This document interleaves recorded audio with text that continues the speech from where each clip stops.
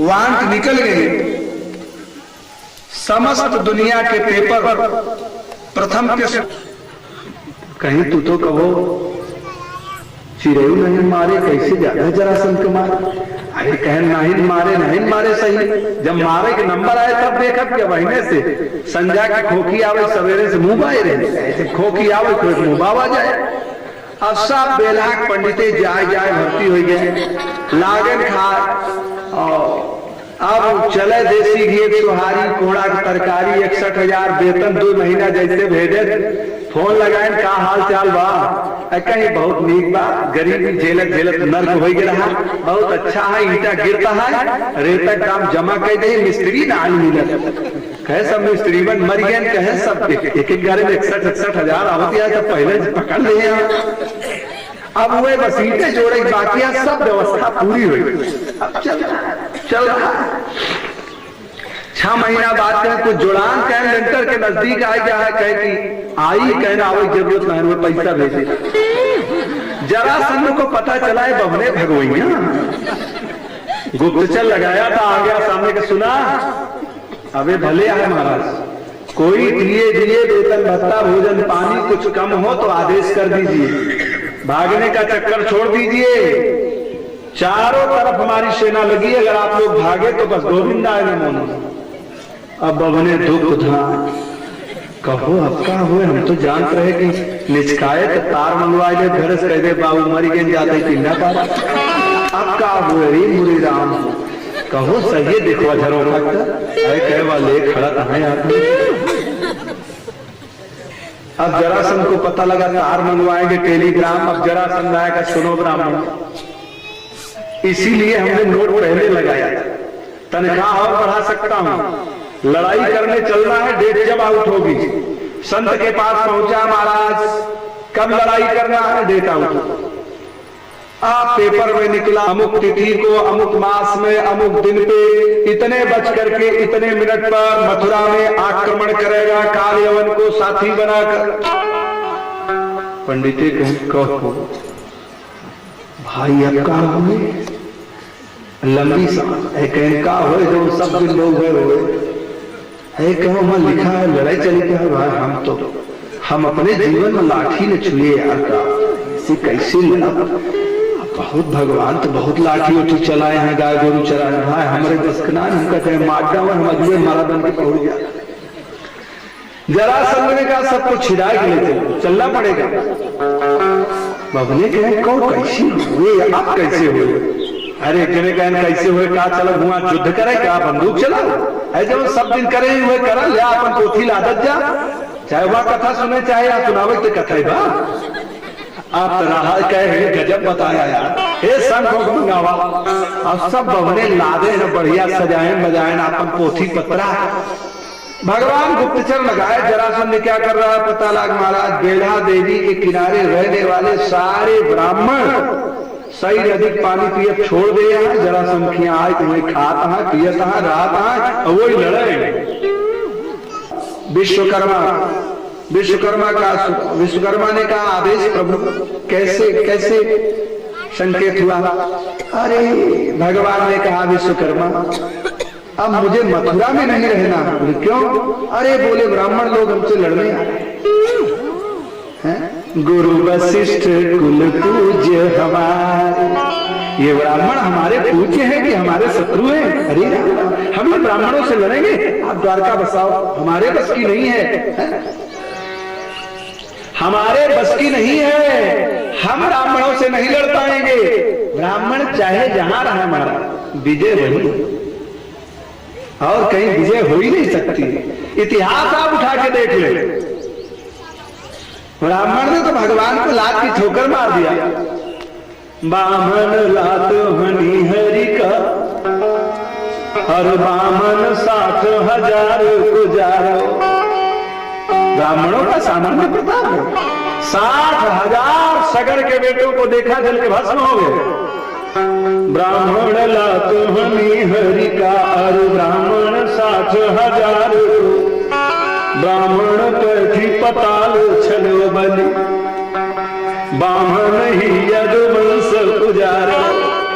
दुर्वासा, अरे बामन से जनी बैर करो, बामन से परमेश्वर। अरे मनुष्य की बात आप करते हैं, इन ब्राह्मणों ने तो भगवान को हरा दिया। भगवान काले वन को साथी बना के पहुंची। भगवान ने ब्राह्मणों के गौरव को बढ़ाया। क्या बताओ, ये गुरु वशिष्ठ कुलकुल हमारे ब्राह्मण पूजा करें, इनको हम मारेंगे। जैसे ब्राह्मणों ने शंख बजाई और गीता का अध्याय शुरू किया, भगवान ने कहा प्रणाम, भागे।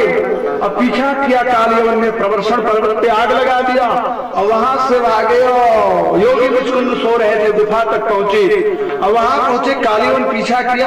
यहाँ आके बेटा एक लात लगाया, योगी मुचकुंद जाग गए, ठहाका लगा के हंसा। जैसे देखे बस कालियवन जल के नष्ट हो। समुद्री रास्ते से भगवान द्वारका पहुंच गए। जरासंध मथुरा पर अधिकार प्राप्त कर लिया। भगवान रण छोड़ के भाग गए। नाम पड़ गया, बोले रण छोड़ भगवान की। उनकी कन्या का नाम था रेवती। उनका राजा को रेवती कहते, तो दो नाम था। ककुद्म, ककुद्म कहते हैं बैल की डील को। तो जब राजा बैठ के चलते थे तो बैल की डील पे बैठे थे, इसलिए उनको लोग ककुद्म कहते थे। कालांतर में ककुद्मी भी कहने लगे। और वैसे उनका नाम था रेवत। तो रेवत ने अपनी कन्या रेवती का विवाह करने के लिए राजकुमारों की कुंडली लेकर के पहुंच गए महाराज ब्रह्मा जी के पास। विश्व के सुप्रसिद्ध ज्योतिषी के पास पहुंचे। और वहां तो भागवत जी की सप्ताह चल रही। आज दिखाएंगे, कल दिखाएंगे, कथा अच्छी लग रही सुन। वसुदेव के बेटा दाऊद आया और ये बेटी उनको समर्पित कर दो। तो कृष्ण का विवाह हो और दाऊद भैया कुंवारे रह जाए तो गड़बड़ है। उसको कहते प्रतिलोमज विवाह। तो बड़े भाई करे तो छोटा भाई ब्याह कर ले। तो ऐसा कैसे कुरीति हो सकती है। महाराज श्री रेवत जी पहुंचे और किसी भी व्यक्ति ने एक बार ये भी नहीं कहा कि गोद भराई करेंगे और मुंह दिखाई करेंगे और इंची टेप से लड़की की नपाई करेंगे। आजकल ऐसे बदमाश टेप लेके नापते हैं। अरे ये तो लड़के से 1 इंच छोट है। बदमाश कहीं की 1 इंच छोट है तो क्या 2 इंच बड़ी चाहेगा? तो पूछो। अब छोटे इंची टेप चल रहा है। ये जमाना था नहीं। अच्छा जमाना होता ही चाहे। देखुआरे नहीं आए थे तो चिंता तो थी किसी ढंग से हल्दी लाग जाए भैया के, फिर देखा। संयोग से आए तो एक बार यशोदा देवकी मैया ने या दाऊद दयाल ने कुछ निवेदन नहीं किया कि हमें कुछ करना है। विवाह तय हो गया और विवाह हो गया। और जब दुल्हन देवी आई तो आश्चर्य, द्वारका के दरवाजे में दुल्हन घुस ही नहीं पा रही। हाँ, क्यों? क्योंकि दुल्हा की लंबाई 7 हाथ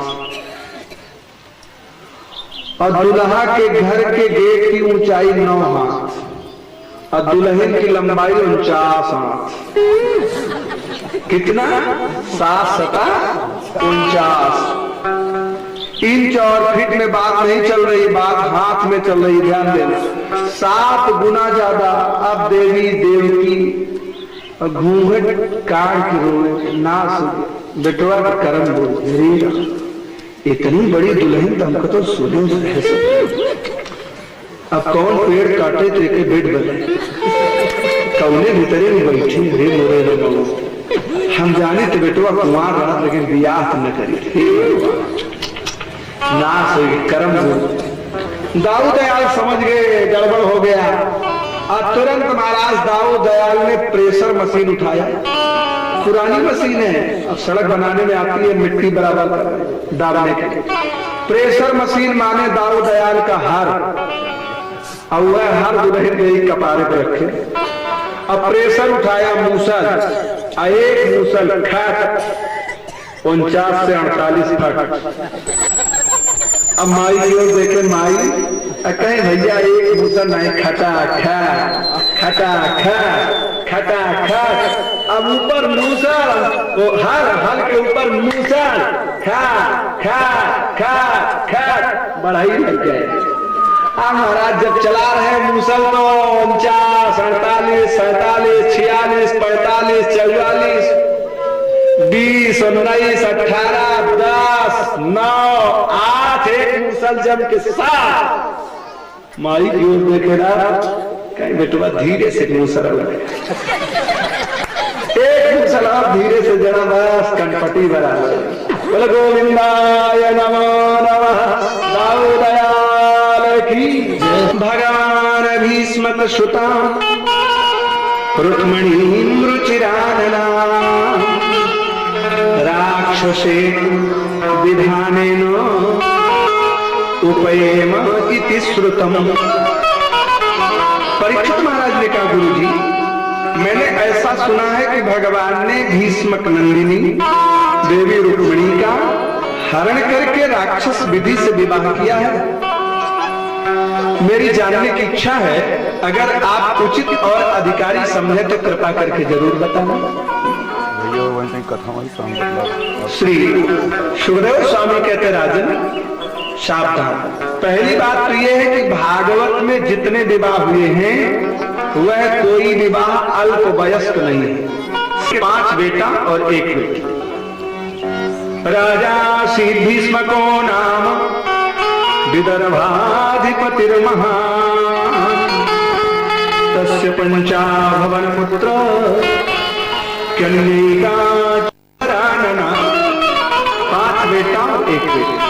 बेटों का नाम है रुक्मध्वज, रुक्मरथ, रुक्मबाहु, रुक्मकेशी, रुक्ममाली, और बेटी का नाम है देवी रुक्मिणी। जो रुक्मग्रज है उसी को लोग रुक्मी कहते हैं। जिस दिन से बेटियां इस धरा पर जन्म लेती हैं उसी दिन से पिता के बाल झड़ने आरंभ हो जाते हैं। विवाह की सबसे बड़ी चिंता, उसी दिन से बीमा खोज। बेटों को बुलाया, क्यों भाई? ये तुम्हारी बहन रुक्मिणी बड़ी हो रही है, इसके विवाह के विषय में आप लोग कुछ सोच रहे हैं? और बच्चे बड़े हो जाए तो कथा यही संकेत कर रही कि सबसे सूत सलाह करके ही काम करना चाहिए, जब भी विवाह में मंगल होता है। सभी बच्चे बैठे हैं, कुछ नहीं बोल रहे हैं। एक बच्चे ने कहा, बाबूजी आप भी तो कुछ सोचे हो। बोले, भाई हम तो समझते हैं कि जब मैं रुक्मिणी को देखता हूं तो मुझे लगता है ये साक्षात लक्ष्मी है। वास्तव में इसके जो संस्कार है, जो स्वरूप है, जो स्वभाव है, वो बड़ा विलक्षण है। मैं सोच रहा हूं कि बिटिया का समर्पण अगर द्वारकाधीश से हो जाए तो कैसे है? और घर में बात हो रही तो बेटी सब कुछ सुन रही है, दरवाजे के पास खड़ी होकर। सभी बच्चे तो चुप रह गए, लेकिन रुक्मी जो था वो पावर में आ गया। बस आप सठिया गए, 60 की उम्र हो गई है, विवाह करेंगे एक ही बहन, वो भी चरवाहे के साथ, असंभव नहीं हो सकता। विवाह करेंगे राजघराने में राजा के साथ। महाराज श्री भीष्म चुप हो गए, कोई बात नहीं भैया, तू जहां कहे वही कर देता। किसके साथ चाहता? बोले, देखो चेदी देश का नरेश है शिशुपाल, सुंदर भी बहुत, बलवान भी बहुत, विवाह करेंगे उसके साथ। लेकिन रुक्मिणी जी वहीं अंदर बैठे समझ गई, मेरे पिता मेरा समर्पण करना चाहते हैं द्वारकाधीश के साथ, और भाई लोग मुझे गुंडा के हाथ में देना चाहते हैं। अब तो चाहे जो हो रुक्मिणी, तुम्हें अगर आदर करना है तो पिता की बात करो, अन्यथा तो मर जाएगी, लेकिन घर के बाहर तो नहीं जाएगी। जाएगी जय साहब सावधान। विवाह के 3 शास्त्रीय मानक क्या क्या? अगर बिटिया से पूछा जाए जिसका विवाह होना है कि तुम्हारी शादी कैसे की जाए, कहां की जाए, क्या उत्तर होगा? किसके साथ की जाए? एक ही उत्तर होगा, मेरी शादी ऐसे के साथ की जाए कि जब वो मंडप में आवे तो पूरा प्रतापगढ़ हंस दे कि बहुत बहुत दुल्हा देखे, लेकिन इतना सुंदर दुल्हा मैंने कभी नहीं। हालांकि एक दुल्हा बहुत सुंदर है, उसका एक ही उत्तर होगा कि अभी तक हमारे दुल्हा से सुंदर किसी का दुल्हा यहाँ ना आया हो इस गांव। क्यों? क्योंकि रूपम इक्षति कन्या, कन्याएं रूप चाहती। बेटी की मां से पूछो बिटिया कि मां आप बताओ वर ढूंढने जा रहे हैं, कैसा विवाह होना चाहिए, कैसा जमाई हो? क्या उत्तर होगा? बोले देखा हो चाहे जो हो, हमारी बिटिया बड़ी सुकुआर है, कबो कुछ काम धाम ना करे। ऐसा घर बरेजा नौकर चाकर लाग रहा है तो बढ़िया है, सब दिन पढ़ाई नहीं। क्यों? क्योंकि धन में क्षंति मातरह, माताएं धन चाहिए। अब पट्टीदारों का नंबर आया, उनसे पूछो क्यों भाई फलनिया गतवारी करे जाती, कैसे घर बन रहा है कुछ बताओ गया? तो एक उत्तर होगा भाई देखा अब तक आजा बाबा जौन करे हैं सब भल बनई हेत करे, और चाहे जौन हो कम से कम प्रणाम करे लाए रहे, नाक दिन कटाया इतना। क्योंकि तुला में क्षंतिवान रवा, भाई लोग खानदान चाहते, सम्मान चाहते, ये तो शास्त्रीय मानक, और तीनों मानक पूरा किया गया है। और इस मानक को गोस्वामी तुलसीदास महाराज ने भी अपने मानस के हृदय पटल पर रखा है। जो घर बर कुल होई अनुपा, तब करिय, घर माने धन, जो घर बर माने सुंदर वर, जो घर बर कुल होई अनुपा, तब करिय विवाह सुता अनुरूपा। जिनके पिता को पूरा जिला जानता है, स्वनाम धन्य महाराज श्री हरिनारायण जी, और ये उनके सुपुत्र हैं और इनका भी ज्योतिष पे अपना बड़ा अधिकार है, तो उनकी तरफ से प्रसाद का वितरण है। यही इतनी सूचना है। चलो हम निवेदन कर रहे थे कि विवाह कैसे ढूंढा जाए, ये सबकी अपनी परेशानी है, मेरी भी परेशानी है, तो सबको इस पर विचार करना है। एक सज्जन ने अपनी पत्नी से कहा कि थोड़ के सतुआ बने दे तू, सतुआ के फलनिया गतवारी करे जाता। अब के कहा सतुआ बन, कहीं यही बतावा कहाँ जागा, कौन नहीं कहती देखुआ, कहीं देखा गोरखपुर जिन जाए नहीं तो सर झुटकाए थे, यही बात है। कुछ हमारो बात मंदा है माना, क्यों नहीं माना? कहा जब आप विवाह ढूंढने जाएंगे तो मेरी भी कुछ बात मान, क्या सब तुम्हारी बात मान। अब वो निवेदन कर रही है, क्या है तो लोकगीत में लेकिन बड़ा मनोहारी है। अकबर खो जाई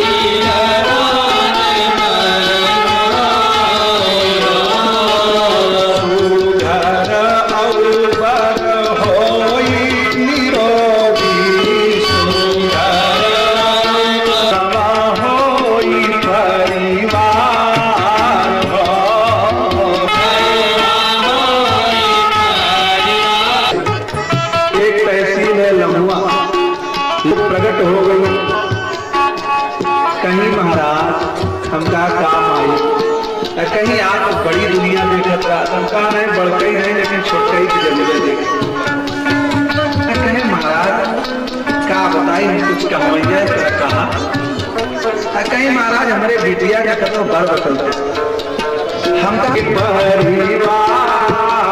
हो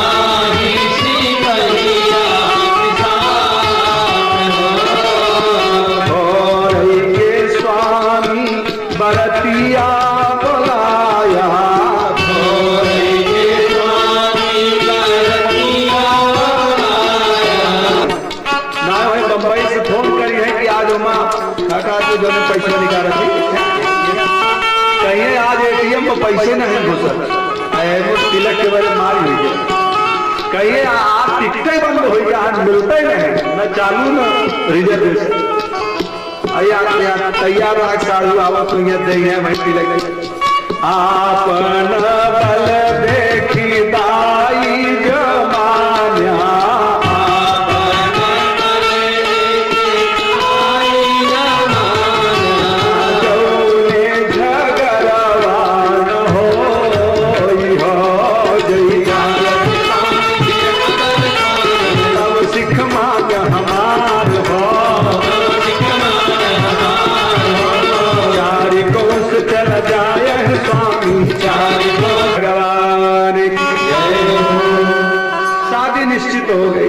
अमर दिन में ससुपाल से सगाई, बारात की तैयारी चल रही,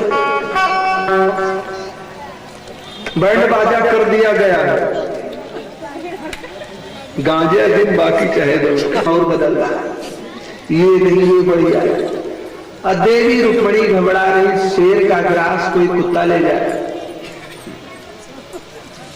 गाय का ग्रास कोई कुत्ता ले जाए, शेर का ग्रास कोई सियार ले जाए, गड़बड़ है। और समझ गई कि अब कल बारात आएगी और रुक्मणी तू अपने भाई के दुस्साहस को रोक नहीं पाएगी। रुक्मणी जी ने तुरंत पालीवाल ब्राह्मण को बुलाया और पत्र लिख करके प्रेषित कर दिया कि द्वारकाधीश को दे। पालीवाल ब्राह्मण द्वारकाधीश के पास पत्र लेकर के आते हैं द्रुत गति से, दरबारों से पूछा नगरी तो यही, बोले हाँ महाराज पधारे। बोले बता दे कुंडिनपुर से महाराज श्री विदर्भ देश की राजकुमारी एक ब्राह्मण भेजा है, मैं आपसे मिलना चाहता हूं। अरे दरबारों ने कहा महाराज ये श्री कृष्णचंद्र का दरबार है, यहाँ ब्राह्मणों के लिए हमेशा दरवाजा खुला है, आप पधारे तो सही।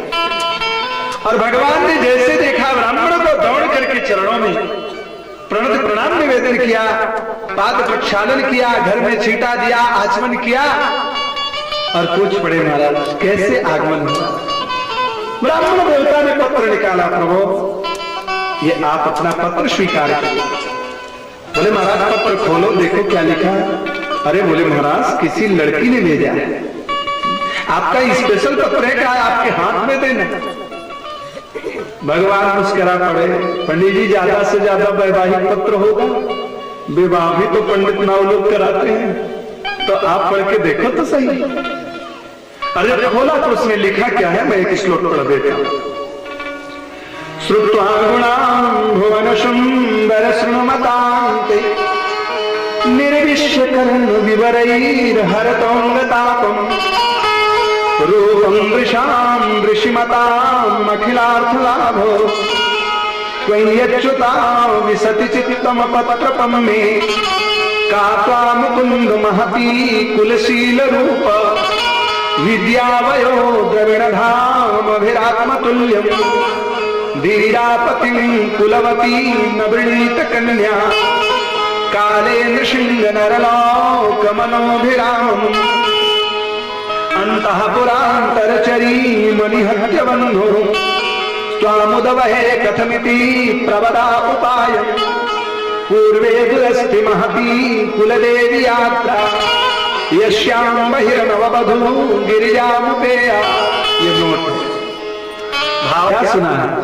आपके गुणों को सुना है।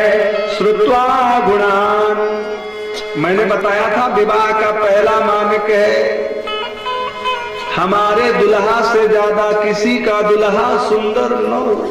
चित्तम पत्र पम्मे, हे अच्युत आप मेरे चित्त में पत्र की तरह लिपट गए। अब आप सोचते हो मैं राजकन्या हूं, आप मेरे पास तक कैसे आएंगे? तो बस एक निवेदन किया जल्दी में। आप समझ रहे हैं कि मैं अंतःपुर में रहने वाली हूं, तो आप समझ जाएं कि हमारे यहाँ विवाह के पहले कुलदेवी की यात्रा होती है और उसी कुलदेवी की यात्रा में आप मेरे पास तक धमक जाना।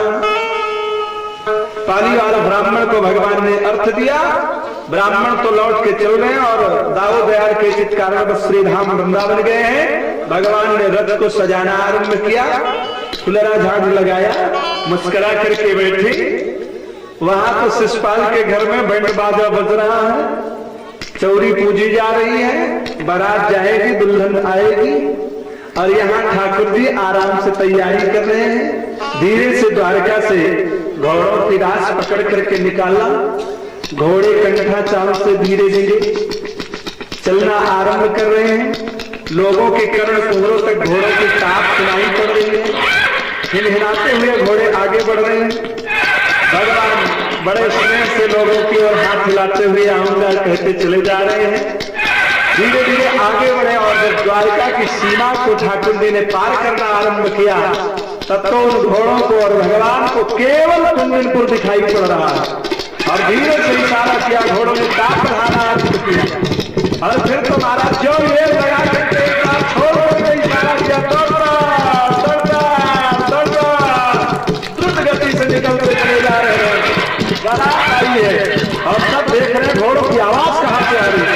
बैठने वालों को देखो, भगवान ने इशारा किया, घोड़े पुनः धीरे हुए और कंठ गति से जनवासी चाल से महाराज श्री भीष्मक जी के यहाँ प्रवेश कर रहे हैं और घोड़े जाकर के अंबिका वन को घेरते हुए अंबिका मंदिर के पड़ोस में खड़े हो गए। भगवान ने घोड़ों को श्रम से मुक्त किया, छोड़ दिया और भगवान खड़े होकर के मुस्कुराना आरंभ कर। हल्ला हो गया, द्वारकाधीश आ गए। जरासंध को पता चला द्वारकाधीश मेरे रहते मालूम नहीं मैं समझीवन के आया हूं। अरे किसी ने कहा आए हो कि वो भी आ गए, बस अपना जानता हूं। शिशुपाल ने रुक्मी को बुलाया, भैया शंका हो रही। बोले क्या? बोले तुम्हारी बहन का कहीं हरण न हो जाए। बाराती लोग के हरण कैसे हो जाएगा? हम लोग ऐसे समोसा सगोड़ा खा के टहलेंगे क्या? महाराज द्वारकाधीश भी नगरी में प्रवेश कर गए, थान उठा के जा रहे थे वर पूजन करने। बोले चलो वर पूजन बाद में करें और बराधीश का पूजन पहले कर लेता। देवियां तो रुक्मणी जी को लेकर के गिरजा घर में पूजन करवा रही है। अस्तवन चल रहा है, मां कृष्ण से मिलाओ, और इधर ठाकुर जी मिलने के लिए बाहर खड़े। भीष्मक महाराज पहुंच करके श्री द्वारकाधीश का चरण पखारना आरंभ किया। अष्ट सखियों में से 2 सखियां टूट करके बाहर आ गई। बोले वाह बाबूजी, सिलेक्शन आपका बहुत बढ़िया, कितना प्यारा दुल्हा है, कैसे आप पैर धो रहे? भीष्मक महाराज ने कहा हे राम, जा रहा था कहाँ आ गया था? अरे ये दुल्हा नहीं, ये तो द्वारकाधीश है। सखियों ने कहा हाँ बाबूजी आपने बहुत बड़ी द्वारकाधीश हम नहीं जानती थी, तब तो और अच्छा, इन्हीं के साथ विवाह हो जाएगा और देवी द्वारका की पटरानी बन के रहेगी। हाँ भीष्मक जी कह रहे ये देविया क्या बोल रहे, क्या बोल कुछ कह जाए। तिलक चंदन टीका किया, माला फूल पहनाया, आरती उतारा, मिठाई खिलाया, देवियां स्तवन कर रही, हंस रही, ताली बजा रही, बढ़िया जोड़ी चल रही है। एक जाकर के फुट के कान में कहती है, जोड़ीदार बहुत बढ़िया। सच बताऊं, अभी अभी बाबूजी पूजन कर रहे हैं, नहीं विश्वास तो निकल के देख लो। रुक्मिणी जी कहाँ निकलने वाली, जब तक पक्का साबित ना आ जाए, देवियां क्या कह बैठेंगी, क्या भरोसा। भीष्मक महाराज ने कहा, द्वारकाधीश कैसे आना हो? बोले बस ऐसे निकल रहा था, पता चला कि आपने गिरजा का मंदिर बहुत बढ़िया बनाया, पीएससी की छावनी में तब्दील हो गया। सारे बराती ले लेकर के धनुषबाण आके खड़े हो गए। अष्टशक्तियों ने देवी रुक्मिणी के हाथ में बरमाला दिया। देवी रुक्मिणी बरमाला लेके आ रही, बड़े प्रेम से बढ़ती चली आ रही, और जितने मारने वाले खड़े हो मुस्कुराता कैसे। एक ने कहा क्या मुस्कुराना देखना यार, देखना है तो इसका बटुआ जैसा मुंह देख। एक ने कहा मुंह क्या देखना है, देखना है तो इसका टमाटर जैसा गाल देखो। एक ने कहा गाल क्या देखना है, देखना है तो इसका बिंबा फल जैसे अधरोष्ट देखो। एक ने कहा सुनो मुस्कुराता कैसे। एक ने कहा जरा देखो रुक्मिणी को बुला कैसे रहा। एक ने कहा रुक्मिणी मुस्कुराते हुए आ कैसे रही। एक ने कहा सच में यार, अगर बरमाला पड़ जाती ना तो हम लोग ताली बजा देते। एक ने कहा वो पड़ तो रही है, बोलवा के बिहारी लाल की। अब एक ने कहा जा कैसे रहे। एक ने कहा जा रहे हैं तो हाथ कैसे हिला रहे। तब तक तो भगवान मुस्कुराते हुए आगे बढ़ते जा रहे, धीरे धीरे स्नेह गति से चल रहे। एक ने कहा जा रहा है तो हाथ कैसे हिला रहे। एक ने कहा हाथ क्या हिला रहा, मुस्कुरा रहा कि आएंगे। एक ने कहा घोड़े बता रहे हैं, आने वाले नहीं, जितना देखना देख लो। और धीरे धीरे इतना देखे महाराज की भगवान ने घोड़ों की गति तेज किया, और गति तेज करके दक्षिणा आरंभ किया, दिखाई पड़ना आरंभ हुआ। तब लोगों ने कहा हो एक बार बताओ रुक्मिणी कहाँ गई। एक ने कहा कहाँ गई, ले तो गया, अब तो पकड़ो दौड़ो मारो। रुक्मिणी आया सामने, बदमाश कहीं का भगवान कोई निलंबन प्रवेक्षा में छोड़ दो। भगवान ने मामा जी को पकड़ा और रथ के चक्का में बांध लिया, जैसे बच्चे साइकिल में फुलरा लगाते हैं। अब मामा जी कभी चक्का में नीचे कभी ऊपर घेरा बना के चल रहे। रथ धीरे धीरे द्वारका पहुंचा। दाऊ दयाल ने देखा ये ऊपर नीचे, कन्हैया ये तेरे रथ में ऊपर नीचे कहाँ आ जाए। बोले भैया ये साले साहब है। बोले इतने मधुर रिश्तेदार की इतनी बड़ी दुर्दशा है, छोड़ इनको। इशारा किया चौराहा बनवा दे। अब महाराज श्री रुक्मी सुना था कि दाऊ दयाल तो बहुत बदमाश है, लेकिन देखा है तो बेचारे सीधे निकले, छुड़वा दिया। मैं तो रथहीन बना रह जाता।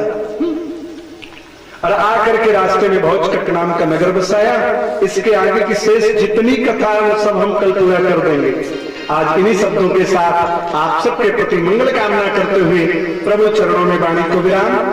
और जो विवाह का प्रकरण है वो पंडित जी लोग अभी करवाएंगे, और प्रसाद लेके जाने वाले चले जाएंगे, और जो पूजन करने वाले होंगे, पूजी करने वाले होंगे, वो रुक जाएंगे, वो आपकी अपनी इच्छा पर है। तो अभी हम लोग आरती का गान करेंगे। प्रसाद अस्तु प्रसन्नता, प्रसाद लेकर जाने वाले जाएंगे और विवाह तत्क्षण ही होगा। क्यों अब हो गया आपको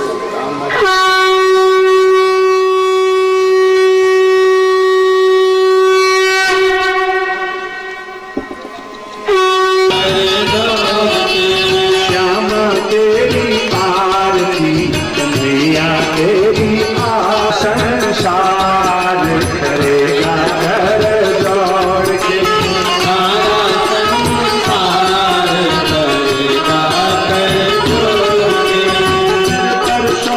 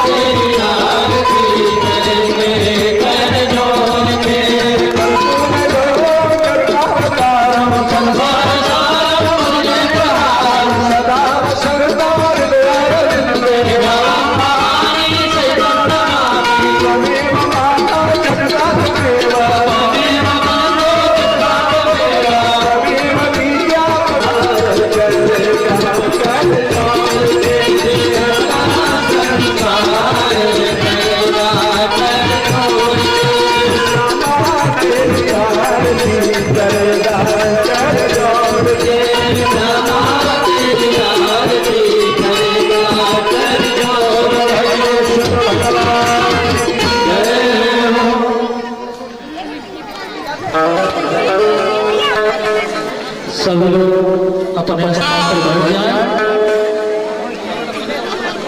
आरती ले, प्रसाद ले, जो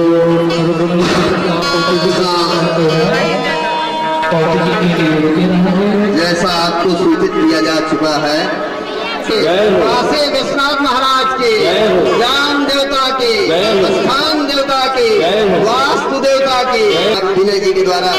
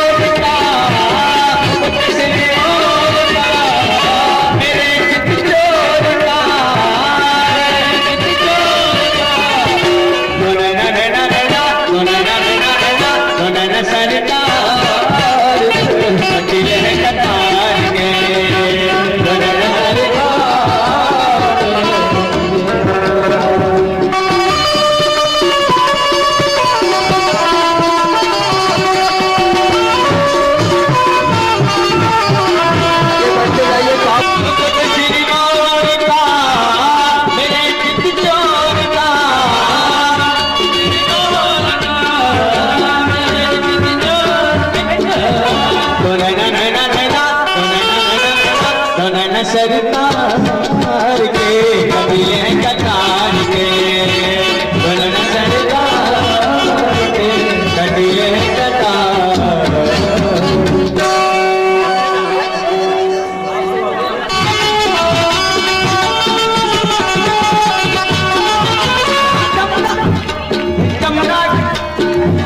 चलिए वहाँ पाव पूछते रहिए।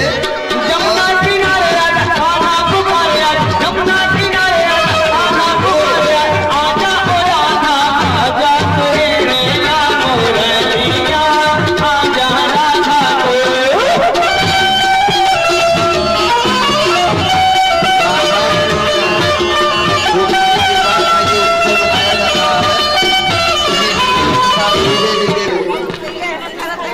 हनुमान प्रसाद दुबे जी के पुत्र सपत्नी सहित पांव पूजने के लिए विवाह के उत्सव पे आए हुए हैं। ये अधिक से अधिक दक्षिणा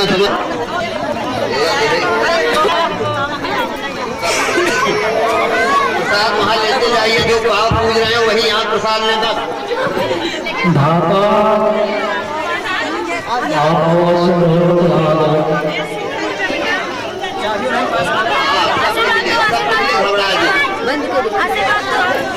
चलिए पाँव पूजिए, लेकिन दिमाग आए यहाँ सब है, यहाँ का यहाँ पिटाई के पूर्व में को पैसा ही मिलने वाला नहीं आए, पाँव पूजे सोच पाए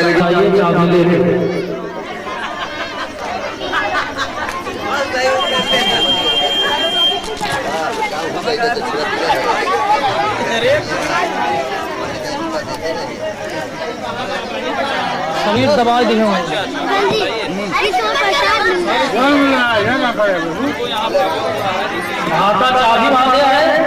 अब दोनों तरफ के पंडितन का आचार्य के दक्षिणा दे जाए।